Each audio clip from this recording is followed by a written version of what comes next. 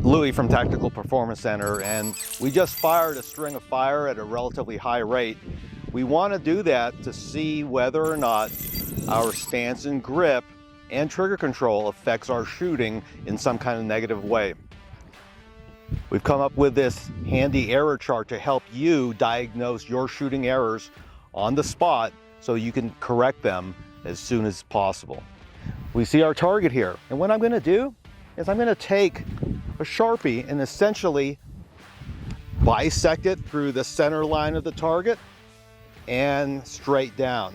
That gives me a grid pattern that I could use as a reference and refer to my error chart to help me diagnose what happened on that string of fire. I'll also mark each bullet strike so you can see with greater clarity where each hit is on this particular target. We have one here, here, two here, and there. So looking at the target, let's identify the biggest errors first. We see this one that is almost directly straight down. And looking at our error chart, what that tells us is a little bit of anticipation on that shot. I didn't remain passive enough in my stance, and I imparted movement to the gun straight down, trying to counteract that recoil. At TPC, as you well know, we preach a passive stance that allows us to control the gun at speed.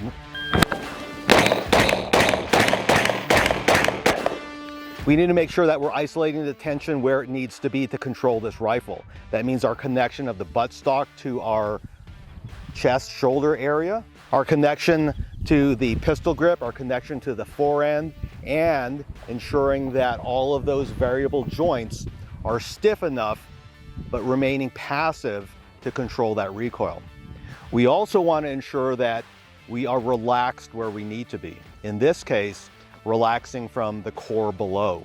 Many times when we're trying to counteract that recoil, we tense our core as we try to mitigate the recoil, and that tends to throw shots low, hence this one. And as you can see from the error chart, the only reason for having low shots directly down is because of anticipation.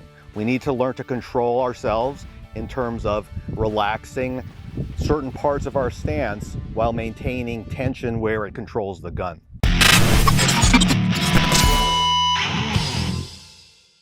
Now let's look at the rest of the shots on target. As you can see, again, let's look for big patterns here. You can see most of the shots are pulled to my right as the shooter or towards the left side of the targeting area. One thing that many shooters do not identify as being a cause of pulling those shots to the right is applying tension or pulling back with a firing hand arm as you're firing each shot, causing the gun to sway slightly to your shooting side. So you need to ensure that that firing arm maintains a certain amount of passivity so that you're not influencing the gun in the direction of your shooting side. So in this case, you're literally pulling the trigger with your entire arm. We need to learn to isolate only the action of the trigger finger once we decide to engage that target without influencing that trigger action with either movement of the firing hand or movement of the firing arm as we manipulate that trigger. All right, now we can also look at the group. If you see shots rising or going straight up, many times that's a function of not having enough forward center of gravity. As each shot recoils you back, the stance is becoming much more erect and not recovering to the same intended point of aim. Now, you may not see it here, but if you start seeing shots stringing hard right and left, that's a function of not having enough pressure, meaning that the gun is moving in your shooting platform, meaning that the tension of your control hand on the handguard is inconsistent. The tension on your control arm wrist, elbow, and as many of you know, the shoulder being pulled back and down is inconsistent, or the pressure against your torso with the buttstock is inconsistent. We need to ensure that we limit those variables as much as we can so the gun can control in a very predictable and repeatable manner. Hear me now, but believe me later. Many times, if your pressure with your control hand on the handguard is soft or loose, that handguard can move around in the flesh of your palm. We need to ensure that we squish that flesh to the point where it no longer moves, removing that point of variability.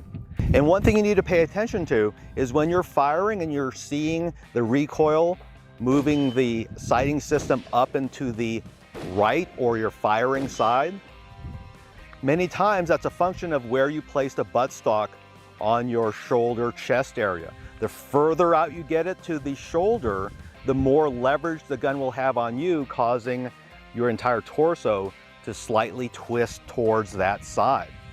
Bringing that buttstock closer to the center line minimizes that hinge effect. So as you can see here, it's really close to the shoulder pocket. Bringing it closer to on top of the pectoral muscle and collarbone centers the gun closer to my spinal cord, which minimizes the leverage the gun has on me. So take a look at the error chart. It's available on our website. When you go out to the range, look at your shooting, look at the predominant pattern of your groups, and identify what you can fix. And we hope to see you at one of our classes soon.